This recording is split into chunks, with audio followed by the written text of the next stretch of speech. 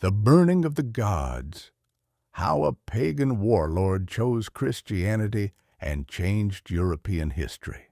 Forever. Imagine a ruthless Viking prince standing before the leaders of the world's great religions, each offering their faith like merchants at a bazaar. One forbids alcohol, another demands circumcision, a third offers political power wrapped in religious authority. His choice would determine the fate of millions for the next 1,000 years and reshape the entire map of Europe. In the year 988 A.D., Prince Volodymyr of Kyivan Rus faced an impossible decision that would echo through a millennium of history. His choice to baptize himself and his people in the Christian faith wasn't just a religious conversion. It was a calculated political masterstroke, a cultural revolution, and an act of extraordinary violence that involved drowning an entire pantheon of gods in a river.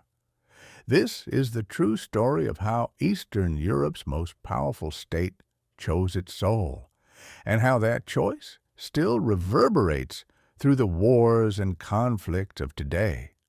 The bastard prince who would be King Vladimir, known as Vladimir in Russian sources, a difference that itself reflects centuries of young struggle over his legacy, was born around 958 A.D.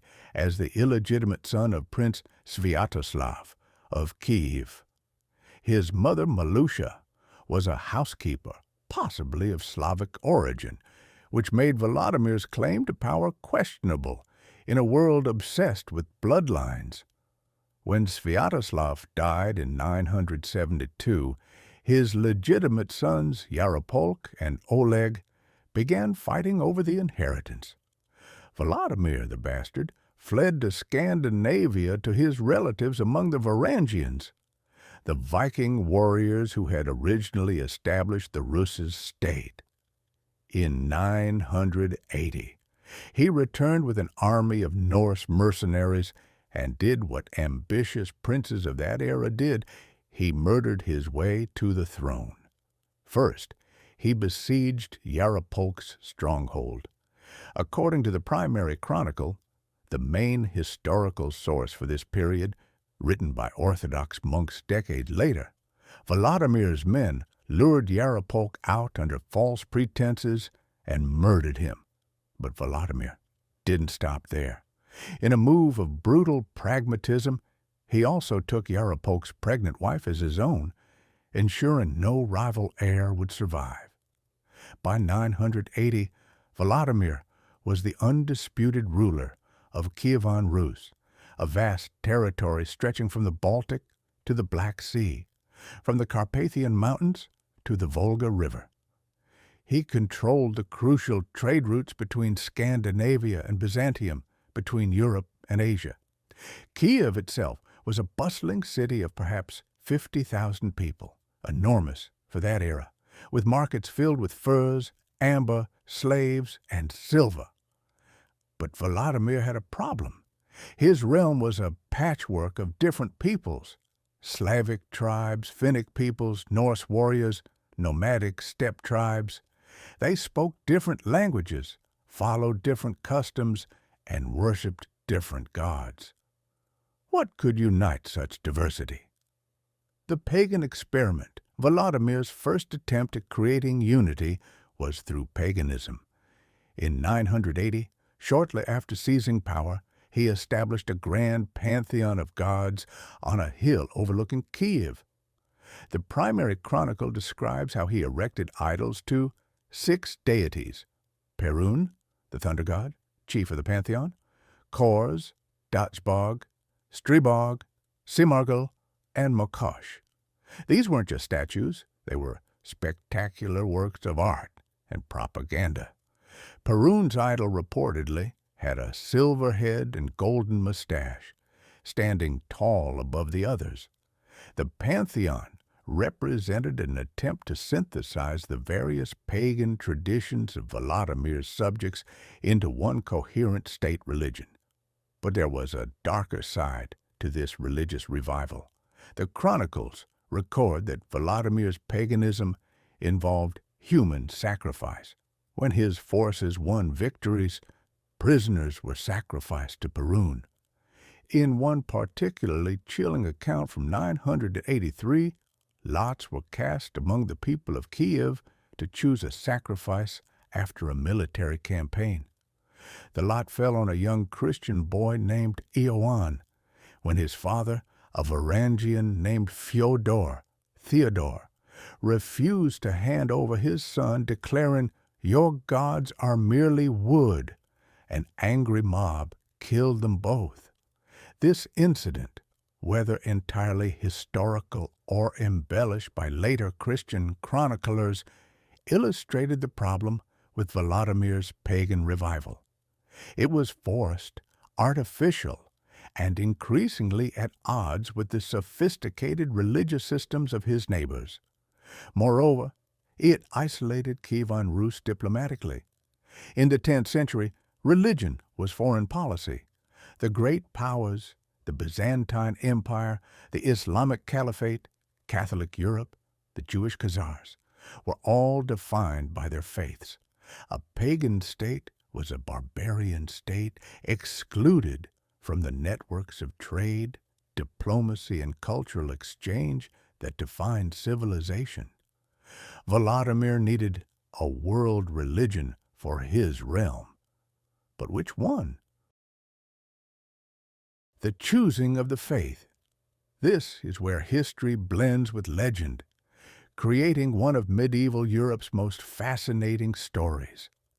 According to the primary chronicle, in 986 or 987, representatives from the world's great religions came to Kyiv to offer their faiths to Volodymyr. First came the Volga Bulgars, who were Muslims.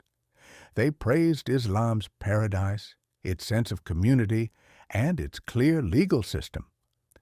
Volodymyr listened with interest until they mentioned that Islam forbids alcohol and pork. The chronicle records Volodymyr's legendary response: "Drinking is the joy of the Rus. We cannot exist without that pleasure."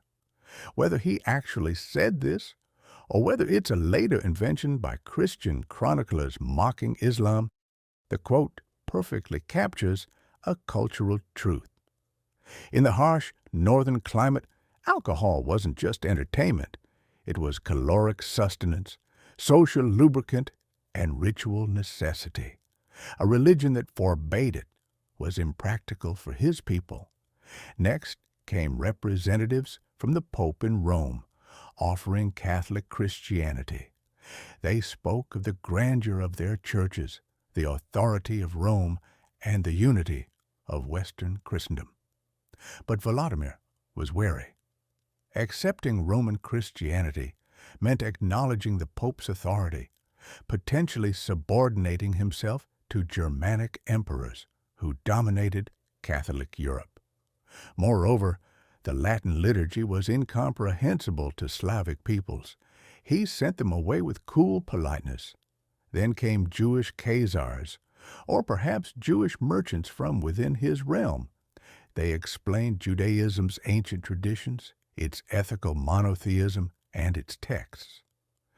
Volodymyr asked them a devastating question: "Where is your land?" They had to admit that the Jews had been expelled from Jerusalem, that they had no homeland, that God had scattered them for their sins. To Volodymyr, a religion whose adherents had lost their land and power seemed like a religion that had lost God's favor. How could adopting it bring strength to his state? Finally came the Byzantine Greeks, representing Orthodox Christianity. They sent not just priests, but a philosopher, a learned man who could debate theology, history, and cosmology. He presented Christianity as the faith of the world's most magnificent empire, the inheritors of Rome, the keepers of classical learning. But most importantly, he could offer something the others couldn't: a liturgy in a language comprehensible to Slavs. Byzantine missionaries Cyril and Methodius had already created the Cyrillic alphabet and translated Christian texts into Slavonic a century earlier. Orthodox Christianity could be a native faith, not a foreign import. The test, according to the Chronicle, Vladimir wasn't satisfied with mere words. He sent envoys, a delegation of his most trusted advisors, to investigate these religions firsthand.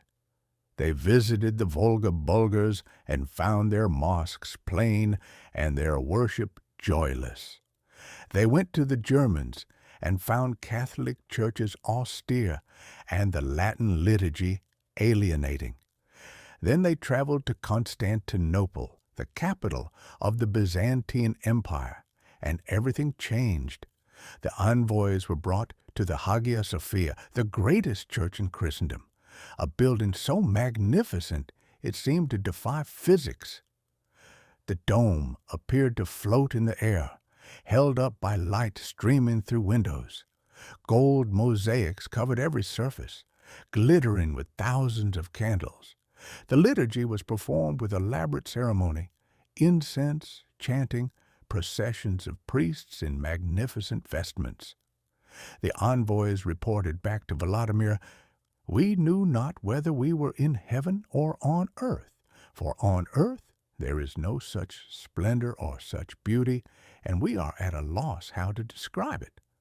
We only know that God dwells there among men, and their service is fairer than the ceremonies of other nations."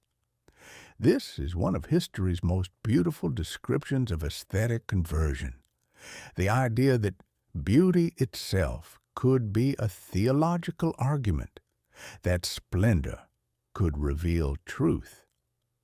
But Vladimir's decision wasn't purely aesthetic or spiritual. It was profoundly political. The marriage plot.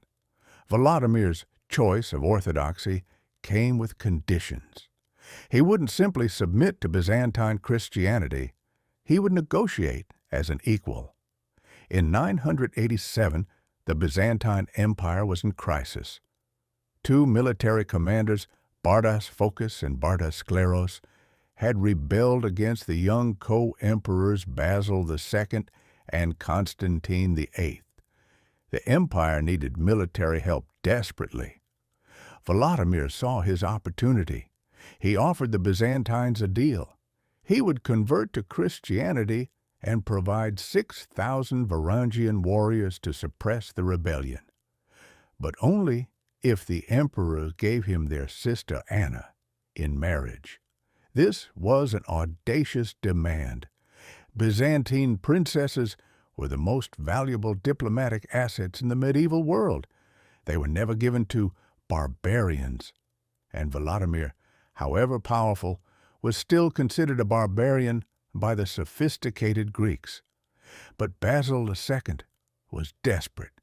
He agreed with one condition: Vladimir must be baptized first. Marriage to a pagan was impossible. Marriage to a fellow Christian, even a recent convert, was acceptable. Vladimir agreed. But when the crisis passed and Basil seemed to be delaying Anna's departure, Vladimir showed his ruthless side. In 988, he besieged and captured Chersonesos, a crucial Byzantine city in Crimea. The message was clear: fulfill your promise, or I'll take more of your territory. Anna was sent to Crimea, where Vladimir was baptized in Chersonesos and married her, sealing the alliance between Kyivan Rus and Byzantium. He returned Chersonesos as a bride price, a gesture of magnanimity that disguised the fact that he'd held it hostage. The baptism of blood and water. When Vladimir returned to Kyiv in 988, he didn't gently introduce Christianity. He imposed it with the same violence he'd shown in seizing power. First, he dealt with the pagan gods. The idols he had erected with such fanfare just 8 years earlier were now enemies. Perun, The chief god, with his silver head and golden mustache, was tied to a horse's tail and dragged through the streets while men beat it with sticks, a deliberate humiliation of the deity. The idol was then thrown into the Dnipro River. According to legend, Vladimir ordered men to push the idol away from shore whenever it drifted back, ensuring it floated downstream away from Kyiv.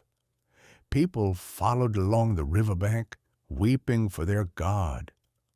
The other idols were either burned or thrown into rivers, a symbolic drowning of the old faith. Then came the baptism of the people. The chronicle describes how Vladimir issued a decree. All citizens of Kyiv were to present themselves at the Dnipro River for baptism. Anyone who refused would be considered an enemy of the prince. On the appointed day, thousands of Kyivans waded into the river. Byzantine priests stood on the banks, chanting prayers in Slavonic. Vladimir himself stood watching as his subjects were baptized en masse, men, women, and children together, in a ceremony more practical than spiritual. The primary chronicle claims this was voluntary, that people eagerly embraced the new faith. The reality was almost certainly more coercive. This wasn't conversion through persuasion. It was conversion by command. Pagan priests who resisted were killed or exiled. Temples were destroyed or converted into churches. Christian churches began to rise across Kyiv, often on the sites of former pagan shrines. The Church of the Tithes, funded by Vladimir, given 10% of his income, became the first stone church in Kyivan Rus, a physical manifestation of the new order.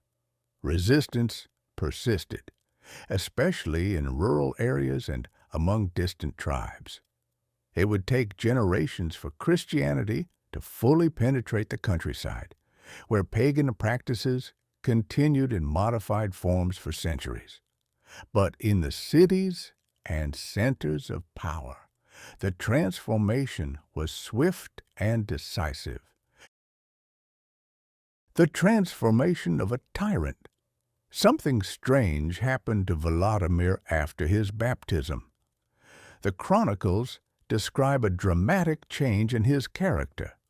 Whether through genuine religious conversion or calculated political rebranding is impossible to know. The ruthless warlord who had murdered his brother, taken his brother's pregnant wife, and maintained a harem of hundreds of concubines suddenly became pious. He released his concubines, remaining faithful to Anna. He stopped executing criminals, becoming concerned about the moral weight of taking life. He established hospitals and poorhouses. He held enormous feasts where anyone, rich or poor, could eat at his expense. The chroniclers, writing from a Christian perspective, portrayed this as a miraculous transformation wrought by true faith. Skeptical historians see it as a brilliant piece of political theater. Vladimir was performing the role of a Christian ruler according to Byzantine models. Probably the truth lies somewhere between. Conversion narratives often follow this pattern. The violent pagan becomes the peaceful Christian. It served Vladimir's interests to embody this transformation, but that doesn't mean he was being entirely cynical. Medieval people generally believed in the religions they professed, even when those professions served political purposes. What's undeniable is that Vladimir's conversion fundamentally transformed Kyivan Rus. Byzantine architects, artists, and craftsmen flooded into Kyiv. Literacy spread as Church Slavonic became the language of administration and culture. Kyivan Rus joined the Orthodox Commonwealth, a network of interconnected Christian states that included Byzantium, Bulgaria, and Serbia. Legacy, written in blood and faith. Vladimir died in 1015, and was eventually canonized as a saint, equal to the apostles, a rare honor, by the Orthodox Church. His descendants would rule Kyiv for generations, and his choice of orthodoxy would shape the region's identity for over a millennium. But his legacy is deeply contested. Both Ukraine and Russia claim Volodymyr as their founder. Russians call him Vladimir and see him as the beginning of Russian statehood and spirituality. Ukrainians call him Volodymyr and view him as the founder of Ukrainian Christian civilization. Belarus also claims descent from Kyivan Rus. This dispute isn't merely academic. When Russia invaded Ukraine in 2014 and again in 2022, President Vladimir Putin explicitly invoked Kyivan Rus and Volodymyr's baptism, claiming that Russians and Ukrainians are one people with a common origin. Ukrainian scholars and politicians vehemently reject this, pointing out that Kyivan Rus was centered in Kyiv, now Ukraine's capital, not Moscow, which didn't exist in Volodymyr's time, and that Ukrainian identity has distinct roots. The truth is that Volodymyr's realm eventually fragmented after the Mongol invasions of the 13th century, with different regions developing distinct identities. Claiming exclusive inheritance of Kyivan Rus is like multiple countries claiming to be the sole heir of the Roman Empire, historically dubious, but politically potent. What we can say with certainty is that Volodymyr's decision in 988 to adopt Orthodox Christianity was one of the most consequential choices in European history. It determined that Eastern Slavs would look to Constantinople rather than Rome, creating a civilizational divide that still defines Europe. It brought literacy, art, architecture, and legal traditions from Byzantium to the forests and steppes of Eastern Europe. It created a cultural commonwealth that would influence hundreds of millions of people. And it began with a brutal Viking warlord standing before religious envoys, weighing their offers like a merchant evaluating goods and choosing the faith that promised beauty, power, and political advantage, then imposing that choice on his people with fire, sword, and the drowning of gods in a river. History remembers Volodymyr as a saint, but saints are often made from sinners, and the baptism that created Christian Rus was written in violence as much as in water. The gods he drowned in the Dnipro never truly died. Traces of paganism persisted for centuries in folklore, customs, and superstitions.